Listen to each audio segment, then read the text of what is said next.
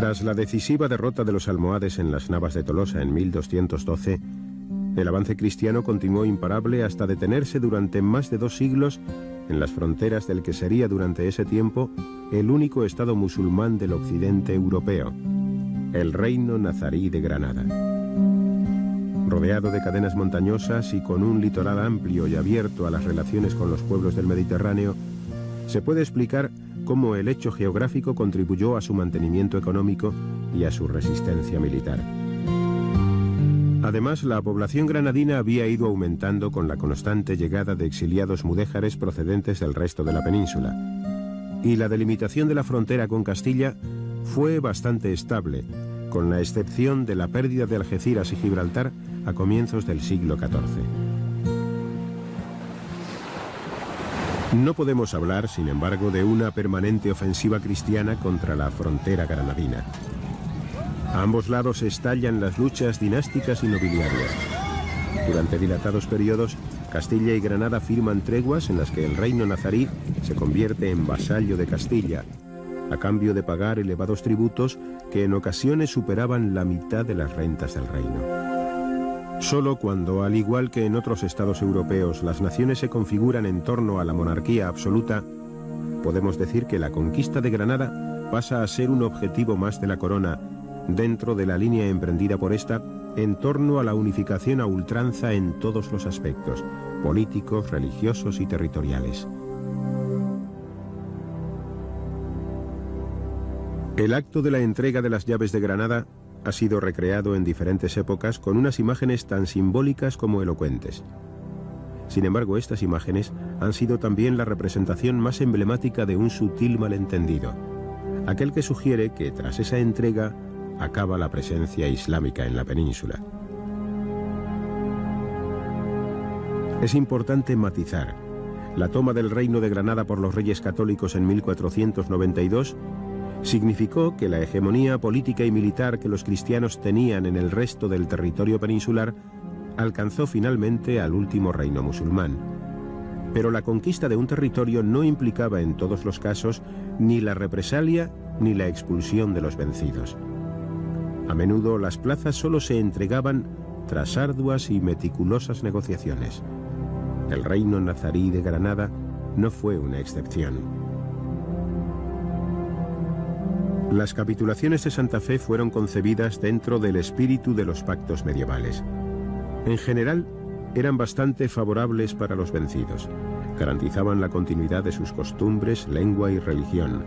Respetaban en lo esencial el régimen de propiedad anterior, así como la pervivencia de sus jueces y jefes de comunidad. Es decir, las capitulaciones permitían a los vencidos acogerse al estatuto de mudéjar, el mismo que durante varios siglos mantenían sus correligionarios de Castilla y de Aragón. Pero así como las capitulaciones antiguas se cumplieron fielmente, estas últimas, como veremos, se rompieron muy pronto. Yo no lloro lo pasado, pues ya no existe el retorno. Pero lloro lo que tú verás si vives y continúas en esta tierra de España. De esta manera se lamentaba un vencido años después al evocar las circunstancias de la derrota.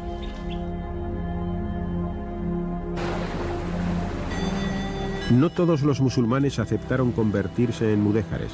Optaron por el exilio algunas familias de la nobleza granadina.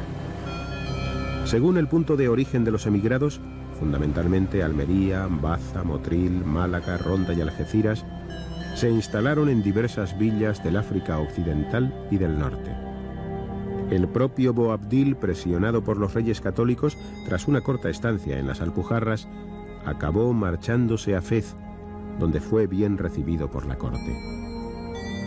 Algunos de estos exiliados se instalaron en lugares cercanos a puertos como el de Salé e iniciaron una temprana piratería contra el litoral peninsular.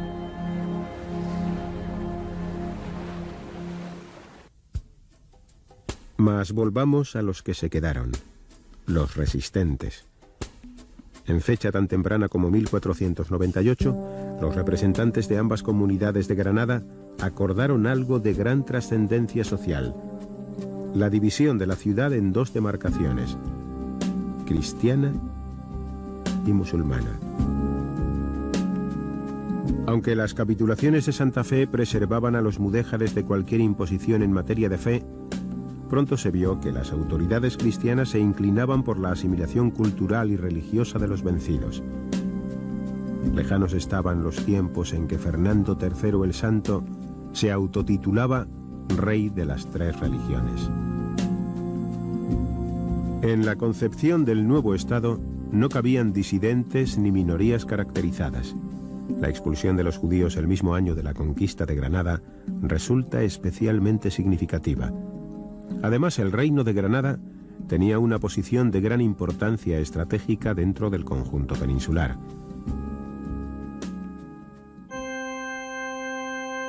Como las capitulaciones no prohibían la voluntaria aceptación del cristianismo, las autoridades eclesiásticas iniciaron una campaña de proselitismo con gran moderación. Fray Hernando de Talavera, confesor de la reina, comenzó con templanza su labor. Entre otras cosas, determinó que los clérigos encargados de la tarea misionera aprendieran el árabe y que las conversaciones se alcanzasen mediante la persuasión, aceptando pacientemente la lentitud que tal proceso entrañaba. Pero con la llegada del cardenal Cisneros a Granada, la situación dio un gran vuelco. De la moderación se pasó a la intransigencia.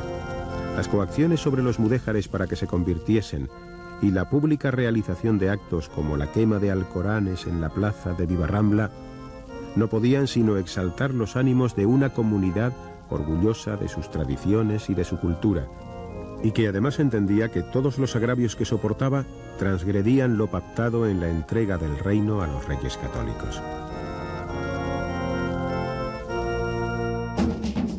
Como en tantas situaciones críticas en la historia, las palomas dieron paso a los halcones. El 18 de diciembre de 1499, los mudéjares del Albaicín de Granada se alzaron en armas. Solo la intervención de las autoridades más tolerantes, entre ellas Fray Hernando de Talavera, hizo que los sublevados depusieran las armas al tercer día. Pero esta vez las condiciones fueron más onerosas. La amnistía solo podría alcanzar a los que abrazasen el cristianismo. Aunque los granadinos volvieron pronto a la calma, la sublevación se propagó en enero de 1500 a las Alpujarras, pasando después a las tierras de Almería, Sierra de los Filabres, comarca de Níjar y Belefique, extendiéndose ya en 1501 a la serranía de Ronda. El propio rey se vio obligado a participar en la campaña, consiguiendo aplacar la revuelta. Tras estas primeras sublevaciones, algo fundamental cambió en el reino de Granada. Los mudéjares se vieron obligados a elegir entre convertirse al cristianismo o el exilio. Muchos salieron, pero la gran masa, esperando obtener mejores condiciones, se convirtió en bloque. A partir de estas forzadas conversiones, algunos cristianos comenzaron a llamarles despectivamente tornadizos, y los escribanos anotaban junto a sus nombres la apostilla de Cristiano Nuevo de Moro. El nombre oficial que recibieron fue, sin embargo, el de moriscos. Documentalmente aparece el término moriscos por primera vez en el Edicto de Conversión Forzosa de Cisneros, en 1502. Y de nuevo suena el lamento que presagia un futuro incierto para su comunidad. Si el rey de la conquista no mantiene sus pactos, ¿qué podemos esperar de sus sucesores? La medida de conversión forzosa alcanzó también a los mudéjares del Reino de Castilla, quienes permanecían al margen de los sucesos del antiguo reino musulmán de Granada. Si bien los mudéjares castellanos a lo largo del siglo XV habían sufrido algunas medidas humillantes, como la obligación de portar un distintivo en sus ropas, llevaban una existencia tranquila en las morerías bajo protección real, y nada hacía presagiar una disposición tan drástica. Sin embargo, la mayoría también prefirieron la conversión antes que abandonar su país. En la corona de Aragón, los señores de vasallos mudéjares eran sus más firmes valedores, pues apreciaban el esfuerzo y la calidad de su trabajo en huertas y campos. Pero no todos los estamentos actuaron del mismo modo. Así, los agermanados que se sublevaron en el reino de Valencia se mostraron claramente antimudéjares al obligar a bautizarse a los que residían en zonas que quedaron bajo su control entre 1521 y 1522. Una vez sofocada la rebelión, los mudéjares volvieron a su antigua fe, pero las autoridades eclesiásticas dictaminaron la validez de los bautismos obtenidos de esta forma.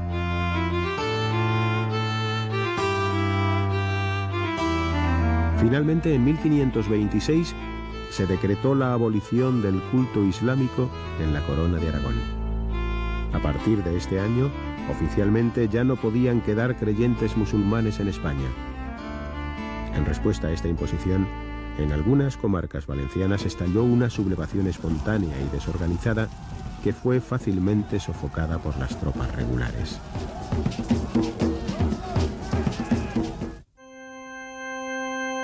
Las autoridades sabían que estas conversiones solo podían tomarse como punto de partida para un adoctrinamiento de mayor calado, e inmediatamente tomaron una serie de iniciativas que las reforzasen. Se transformaron las mezquitas en iglesias, se construyeron otras nuevas y se iniciaron campañas catequizadoras.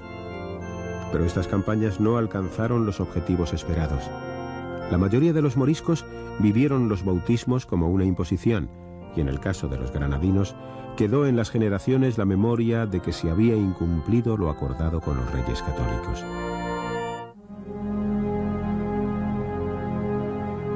Aunque los primeros edictos de conversión se referían a los aspectos religiosos, pronto comenzaron a aparecer otras disposiciones que limitaban costumbres con una gran tradición: sacrificios rituales de animales, vestidos, fiestas y ritos, uso de armas. Frente a estas medidas, los moriscos reaccionaban enviando embajadores a la corte para que amortiguaran o por lo menos retardasen su entrada en vigor. A menudo ofrecían en compensación el pago de determinadas cantidades.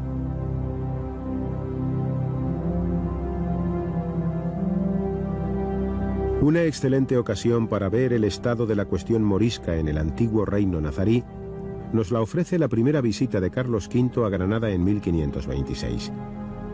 Allí se le presentaron unos caballeros moriscos que eran regidores, entre ellos Diego López Benajara, don Fernando Venegas y don Miguel de Aragón, quienes entregaron al emperador un memorial de agravios en nombre de todos los moriscos del reino. Se quejaban fundamentalmente de los abusos que les infligían magistrados, clérigos y alguaciles. Carlos V, escandalizado, ordenó que se realizase una encuesta sobre la cuestión y que posteriormente se reuniese asamblea en la Capilla Real. La comisión encuestadora certificó como: hallaron ser muchos los agravios que se hacían a los moriscos, y junto con esto, que los moriscos eran muy finos moros. 27 años había que eran bautizados, y no hallaron 27 de ellos que fuesen cristianos, ni aun 7. Y de esta infidelidad tuvieron culpa los cristianos, por los favorecer y no los doctrinar. Posteriormente, una junta de prelados propuso una serie de medidas extremas, entre ellas prohibir el uso de la lengua arábiga, de la indumentaria morisca, de los baños, sus festejos o zambras y otros ritos considerados ceremonias de moros, así como el adorno de las mujeres con aleña. Pero tales medidas no se llevaron a efecto, pues Carlos V las dejó en suspenso antes de salir de Granada. A ello contribuyó la tenacidad negociadora morisca y la aportación de 80.000 ducados como contribución especial de la comunidad morisca, y que las arcas imperiales recibirían con alivio, embarcadas como estaban en las costosas campañas continentales. A partir de 1526 se abren por lo menos 3 décadas, aunque no exentas de tensiones, de relativa tranquilidad. Sería inexplicable que hasta el desenlace final los moriscos hubiesen soportado la tensión de un enfrentamiento constante, sin periodos de calma y de convivencia e intercambio con la comunidad cristiano vieja. ¿Cómo estaba repartida la población morisca durante este periodo? La comunidad más numerosa era lógicamente la granadina, calculándose en torno a los 250.000 habitantes, cifra que supone más del 40% de la población total del Reino de Granada. En Valencia formaban también una importante minoría, con un cálculo que los sitúa sobre los 80.000, casi el 30%.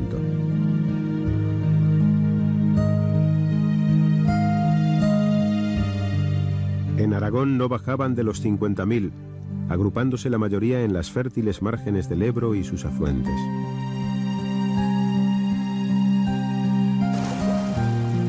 Su número es bastante reducido en Cataluña, limitándose su presencia a algunas poblaciones de la ribera del Ebro como Ascó y Tortosa.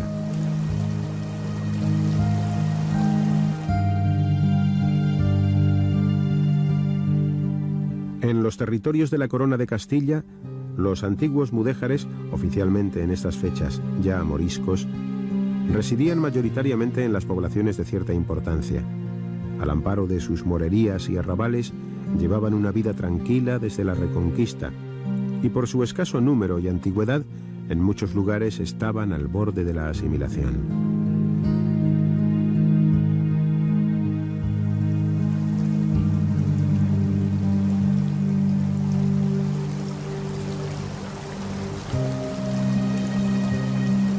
Las comunidades más numerosas vivían en Andalucía occidental, destacando su presencia en Córdoba, Sevilla, Úbeda y Baeza.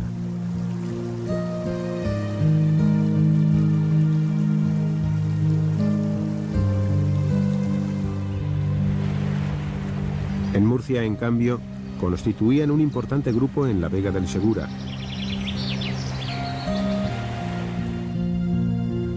Especialmente en el Valle del Ricote y en ciudades como Lorca y la propia Murcia.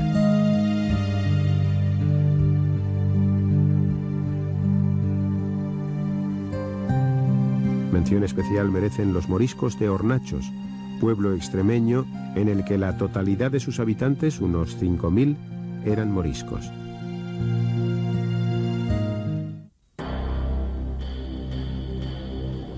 En la España del XVI, los moriscos constituían una importante minoría muy caracterizada, sobre todo en aquellos lugares en los que vivían más agrupados.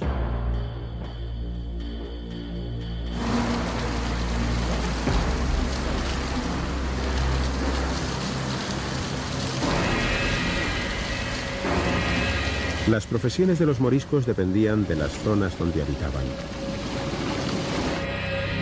Eran diestros hortelanos, como atestigua el popular pareado de la época. Una huerta es un tesoro si el hortelano es un moro. En las feraces huertas del Ebro, del Segura y donde quiera que la existencia de un arroyuelo les permitiera mimar los tradicionales cultivos huertanos. En Valencia, en cambio, por las condiciones del reparto tras la conquista, exceptuando las vegas de Xàtiva y Gandía, cultivaban sobre todo los campos de secano del interior. En las ciudades o en los lugares donde se asentaba una población numerosa es donde ejercían profesiones más variadas y en general estaban reputados como excelentes artesanos, zapateros, carpinteros, herreros, sastres, comerciantes.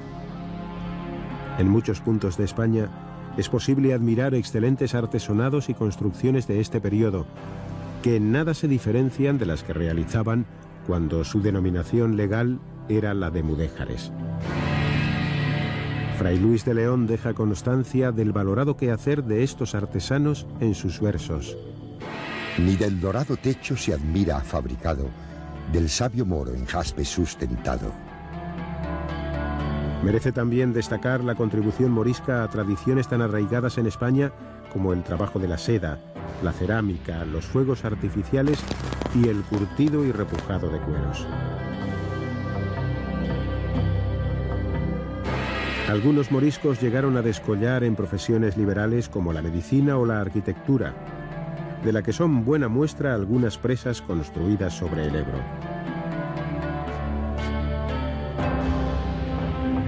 Como médicos mencionaremos a Miguel de Luna y a Alonso del Castillo. El primero de ellos fue llamado por Felipe II a El Escorial para la catalogación de los manuscritos árabes que allí había, la mayoría de los cuales eran de temas médicos y científicos.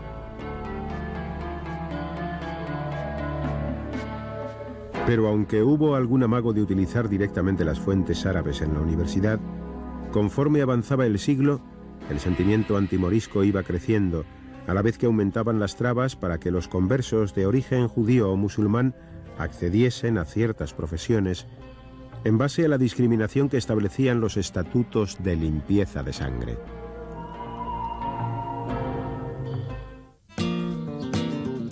Respecto a la vida religiosa de los cristianos nuevos de Moro, como hemos visto que también se llamaba a los moriscos, veamos qué dicen los cronistas de la época. Los moriscos acostumbran a circuncidar a sus hijos a poco de nacer. Guardan todas las ceremonias propias de la religión musulmana y en especial practican el ayuno durante el Ramadán y celebran la práctica de la vendimia durante todo el mes de septiembre, durante el cual, dejando la casa en la que habitan la mayor parte del año, moran en otras que, rodeadas de viñas, poseen detrás de las sierras, y en donde, so pretexto de hacer la pasa, dejan transcurrir el tiempo sin oír misa entre bailes y zambras, en los cuales se presentan ataviados con los más vistosos trajes y ricos aderezos de que disponen, y a los hijos que engendran en dichos lugares les llaman dichosos y bienaventurados. Con una Inquisición en permanente vigilancia, escenas como las descritas solo eran posibles en aquellos lugares donde los moriscos eran una mayoría cohesionada, precisamente en los que menos se hizo sentir la represión, y que fundamentalmente pertenecían a Granada y Valencia, mientras que en Castilla, con comunidades dispersas y aisladas, la represión fue mucho mayor. Con todo, la Inquisición fue para los moriscos la institución más odiada, pues les hacía vivir en constante zozobra. Las relaciones con los cristianos viejos no estaban tampoco exentas de confrontación, pues para muchos, los moriscos aceptaban condiciones de trabajo que eran difícilmente soportables para ellos. Sin embargo, los peores enemigos de los moriscos tenemos que buscarlos entre los burócratas, que abusaban de ellos en su provecho, y el bajo clero, que tenía que habérselas con una feligresía poco dócil.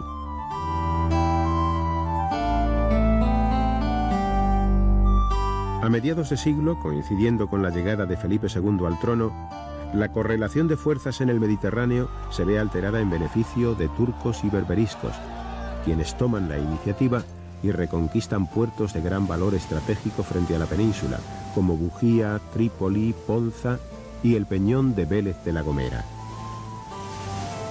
Estas nuevas circunstancias exteriores se veían agravadas por las sospechas de la connivencia de los moriscos con los sultanes de Marruecos y Constantinopla, y su colaboración en las incursiones con que los piratas berberiscos fustigaban el litoral.